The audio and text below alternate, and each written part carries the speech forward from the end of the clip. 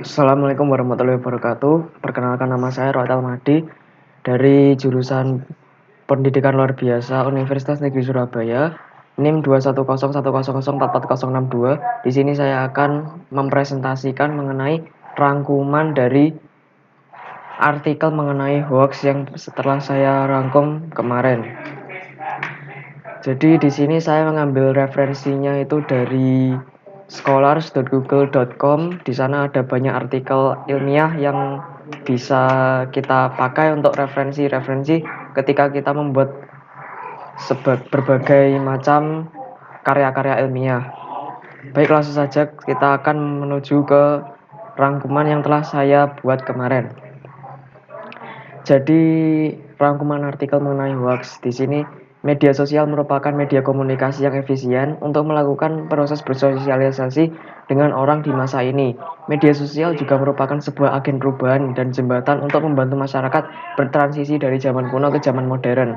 Tidak ada sedikit pula orang yang memanfaatkan media sosial untuk kepentingan diri mereka sendiri dengan cara merugikan dan atau mengadu domba orang lain dengan cara menyebarkan berita yang salah atau biasa disebut dengan hoax. Jadi hoax merupakan salah satu cara bagi orang-orang tidak bertanggung jawab itu untuk mengadu domba orang lain atau untuk memanfaatkan situasi tersebut demi kepentingan diri mereka sendiri.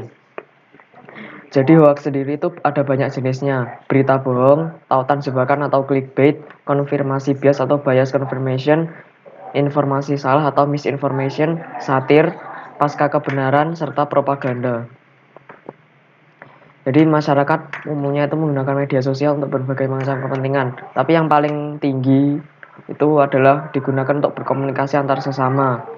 Kebanyakan berita hoax yang diterima oleh masyarakat itu adalah mengenai sosial politik. Jadi ini akan berkorelasi dengan yang selanjutnya, yaitu bahwa hoax sebenarnya itu dimanfaatkan oleh orang-orang untuk menimbulkan perpecahan. Menurut psikologis, pengguna media sosial cenderung termakan hoax itu karena informasi yang mereka dapat dari berita hoax sejalan dengan pemikiran diri mereka sendiri. Jadi kalau ada informasi yang sejalan dengan pemikiran kita sendiri, tentunya kita secara otomatis akan menyetujui informasi tersebut tanpa cari tahu dulu bahwa berita tersebut benar atau salah. Dan itu adalah normal, tapi seharusnya kita mencari tahu dulu bahwa berita itu benar atau salah meskipun kita sangat setuju dengan berita tersebut. Hal ini membuat seseorang cenderung memiliki perasaan positif ya. Jadi karena berita tersebut sejalan dengan pemikiran kita, ternyata ada yang sejalan nih dengan pemikiran saya. Langsung share di grup-grup WA atau grup media sosial lainnya, padahal berita tersebut adalah sebenarnya sangat salah dan kita telah termakan hoax dan kita juga menyebarkan hoax pada orang-orang lain. Jadi nantinya terjadi rantai penyebaran hoax di berbagai platform media sosial. Informasi hoax yang disebarluaskan biasanya bersumber dari kabar bohong yang dibuat oleh sekelompok sosial untuk melindungi atau menjaga kepentingan kelompok atau seorang individu.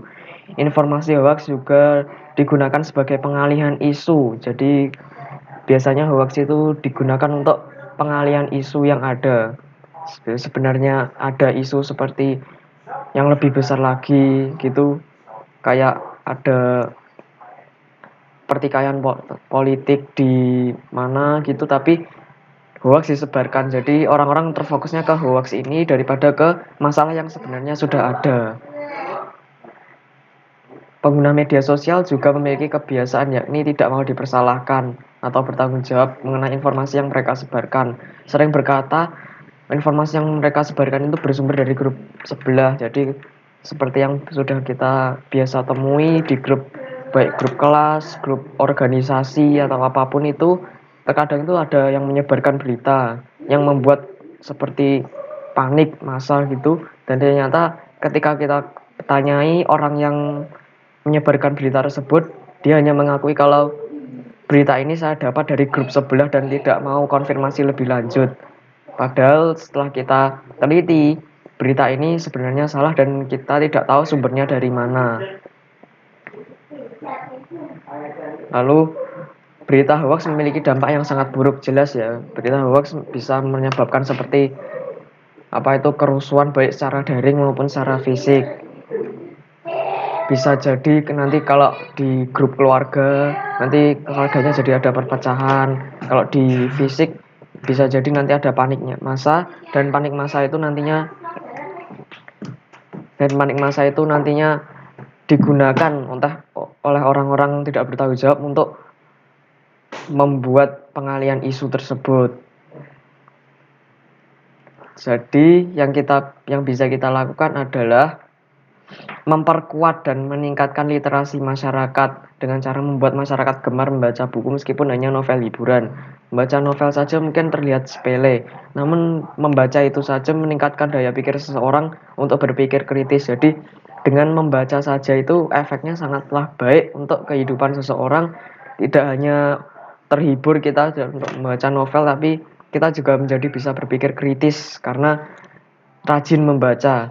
Kita kebiasaan membaca novel yang panjang, nantinya di internet kalau ada kayak artikel gitu, kita nggak kemakan hanya judulnya, clickbait judulnya saja, tapi kita harus ngeklik berita itu lalu membaca berita sepenuhnya sehingga kita tahu sebenarnya berita yang dimaksud ini apa. Peran serta pemerintah lainnya yakni dengan cara menerapkan peraturan-peraturan dan kebijakan untuk penggunaan media sosial. Ini sudah diterapkan melalui UU ITE ya. Itu juga pemerintah juga kadang-kadang melakukan sosialisasi mengenai hoax, biasanya diadakan oleh kepolisian atau apapun itu, kadang-kadang diadakan di sekolahan juga. Ini terima kasih, sekian presentasi dari saya. Wabillahi taufiq wal hidayah. Wassalamualaikum warahmatullahi wabarakatuh.